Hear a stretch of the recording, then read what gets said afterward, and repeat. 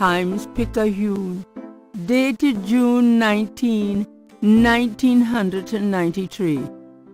A front-page article describes the most recent of the voodoo murders. Gabriel scans it but learns nothing new. The article reiterates that the voodoo aspect of the crimes is fake. Gabriel shivers. It looked real enough to him.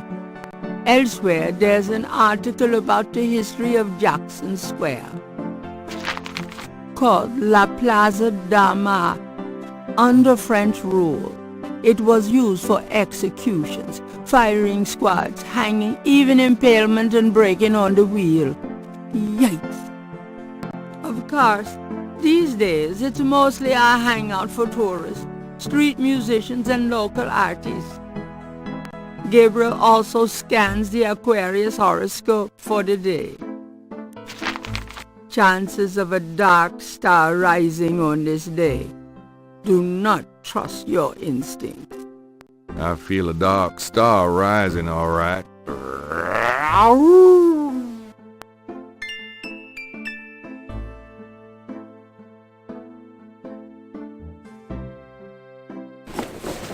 I've got some things I need to do.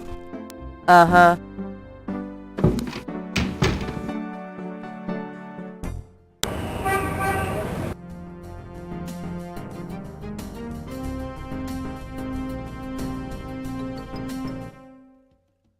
Welcome, my friend. Hello? I am the proprietor, Dr. John. If you have any questions, I will be happy to assist.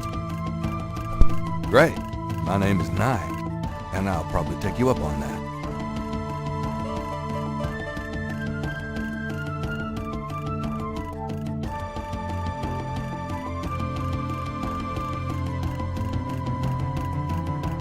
Could I ask you some questions?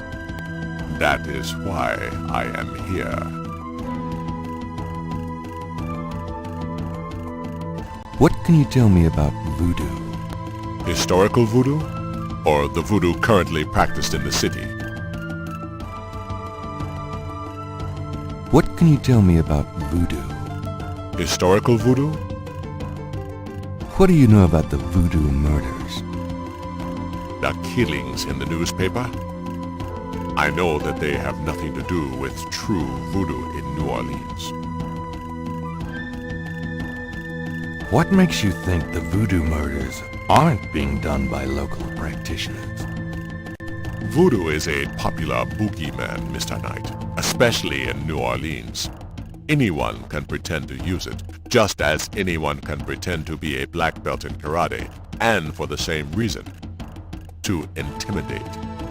I know voodoo in this city, Mr. Knight, and believe me, it is not about killing. Even the police have stated that the killings have nothing to do with local voodoo. What can you tell me? Historical voodoo? Or the So you know nothing about the voodoo murders case? I neither know nor care to know, Mr. Knight. My only possible interest is in how it might affect the public's attitude towards the museum. So far, it has not been an issue. No one has even had the bad taste to bring it up. Until you, that is. What do you think of New Orleans? It is the only city in the United States as far as I am concerned. So you... I neither. So far, it... What is it about New Orleans that you so admire? It has a real culture of its own, Mr. Knight, amid the horrid blandness that is Americana. New Orleans alone has a voice. Spoken like a true New Orleanian. Do you have anything else to say about New Orleans? I have already given you my opinion, Mr. Knight. Do you know anything about snakes? Ah, you have perhaps noticed the museum's snake, Mr. Knight. They are beautiful creatures, do you not agree? And the tourists seem to associate them with voodoo. Is the snake yours? Do you use it in your practice of voodoo? I admire the spirit of the snake, Mr. Knight, but snakes like the museums can be quite dangerous to handle. You didn't really answer my question. I think I did, Mr. Knight. Do you have any idea what Cabri sans Gar means? I fear my French is not all it should be, Mr. Knight. You're sure you haven't heard the term Cabri sans Gar? I am sure, Mr. Knight. Tell me about yourself. Me? Yes, if you don't mind. What is it you wish to learn? Why did you open a voodoo museum? The subject has fascinated me all my life, and I wanted to help preserve the cultural heritage it represents.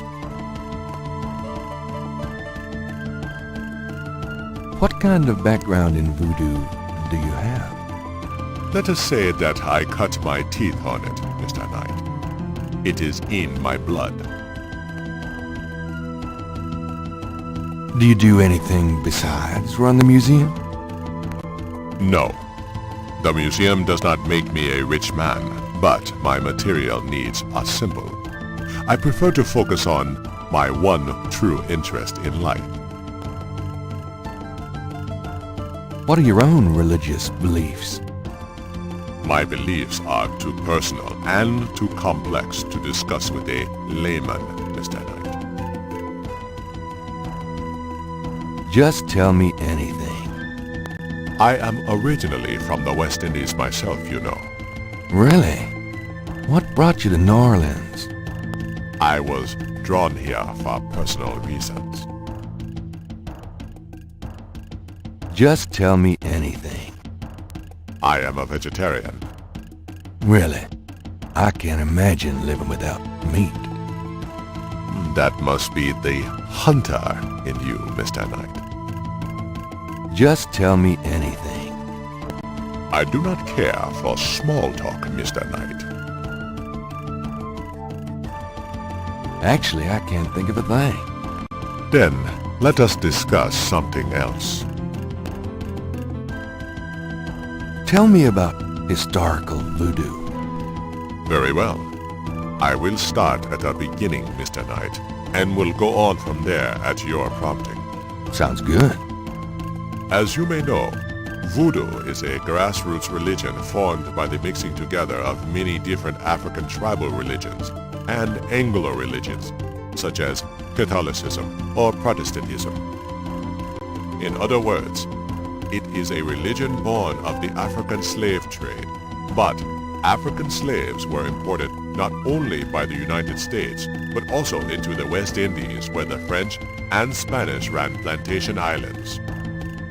Prior to 1803, the New Orleans area was owned by France.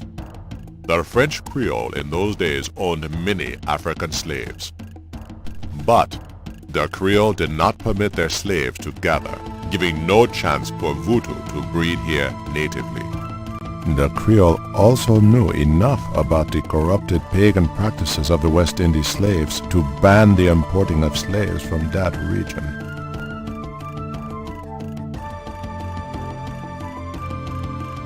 So, how did voodoo come to New Orleans? After the Louisiana Purchase, American legislators relaxed regulations. Slaves were permitted to gather.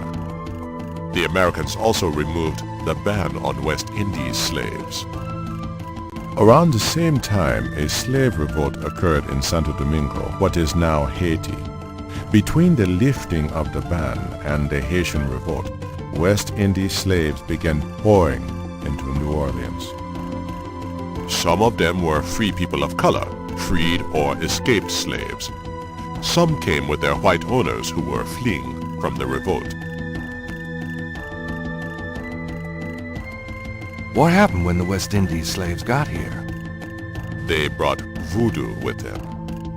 The native slaves were more than enthusiastic about embracing it. It gave them power, Mr. Knight, if only in the form of a communal bond.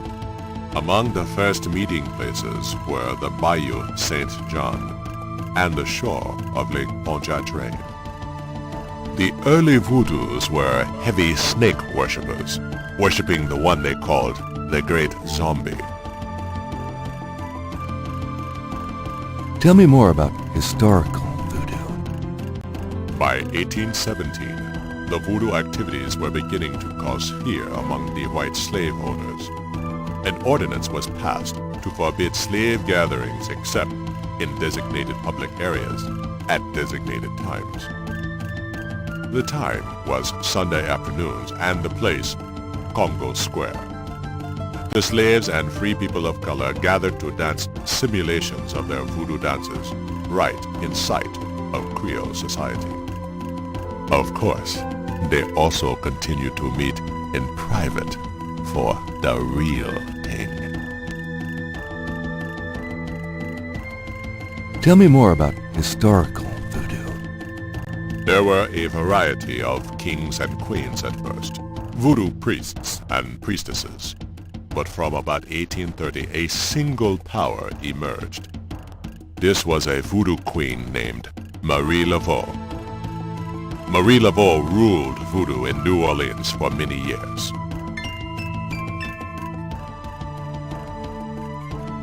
Tell me more about Marie Laveau. There were actually two Marie Laveaux, mother and daughter.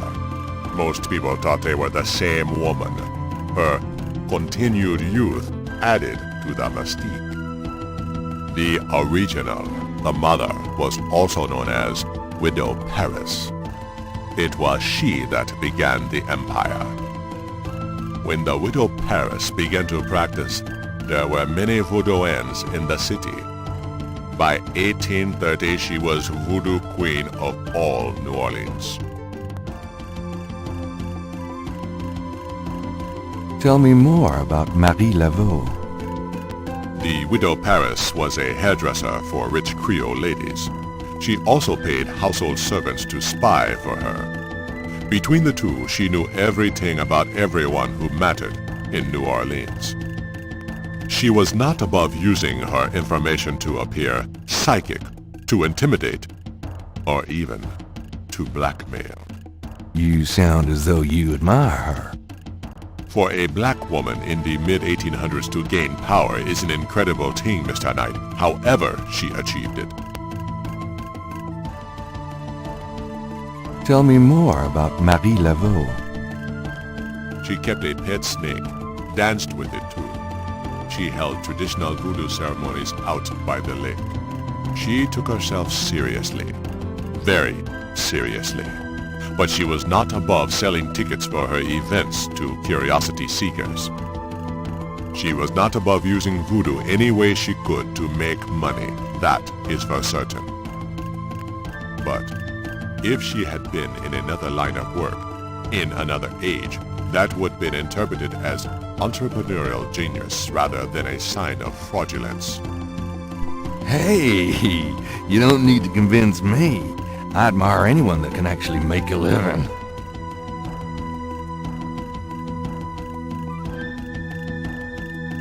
Tell me more about Marie Laveau. It was Marie Laveau who defined the voodoo that is truly and uniquely the voodoo of New Orleans. She invented hundreds, if not thousands of spells, potions, charms, and incantations. These form the basis of the modern practice, not to mention the folk tradition of hoodoo. Tell me more about Marie Laveau. Her daughter, Marie Glapion, took over when the Widow Paris got old. Most people thought it was the same Marie Laveau. Both Maries encouraged that point of view. The Widow Paris died in 1881. Marie Glapion had been reigning a long time by then. After the death of the Widow Paris, other voodoo queens surfaced, and by 1890, the cult was fragmented again. Marie Glapion just sort of faded away. You're sure you haven't... Tell me more about Marie Laveau. The Laveau tomb, where one or both of the Maries are believed to be buried, is in St. Louis Cemetery number 1. It is a popular shrine for practitioners and tourists alike. I myself take tours through the cemetery on a regular basis. Really? Do you have any running this week? No, but the cemetery is open to the general public as well. Tell me more about Marie Laveau. You have heard it. Tell me more about historical voodoo. I've given you as much detail as I can, Mr. Knight. Look around the museum if you desire more information. Tell me about current voodoo. Many people think of voodoo in terms of magic spells or grigri. That kind of practice is actually called hoodoo, and is only a part of true voodoo. Voodoo, the religion, has a strong following in New Orleans. In fact, it is growing quite rapidly. There are several voodoo churches or temples in the city, and others all across the United States. African Americans see it as a tradition all their own. Whites, and there are many in their religion, are attracted to it because they think it is exotic. I, personally, am more interested in the history of voodoo. Some of the new movements are copying Haitian or even African voodoo, but it is the voodoo of New Orleans that I find so intriguing. Tell me more about current voodoo. There are many voodooians in New Orleans. They often do business selling grigri, telling fortunes, providing luck, and occasionally misfortune. Perhaps you would like to meet a voodooian. We refer those who seek a deeper experience with voodoo to a local practitioner, Magentia Moonbeam. Sure, I'd love to meet her. She lives on the corner of Orleans and Dauphine. I will call her and tell her you might stop by. Great, thanks. Tell me more about current voodoo. You have tapped my resources. My expertise is really historical. Perhaps Ms. Moonbeam can be of further help. What exactly is hoodoo? Hoodoo refers to magic folk traditions of the South. Hoodoo is a bastard of voodoo. Many of the grigri are similar, but hoodoo does not have the religious aspects of voodoo. Is there anything else I should know about hoodoo? Not if your interest is primarily in voodoo. Hoodoo is of interest to those who study rural folk traditions, but it will not aid you in understanding true voodoo.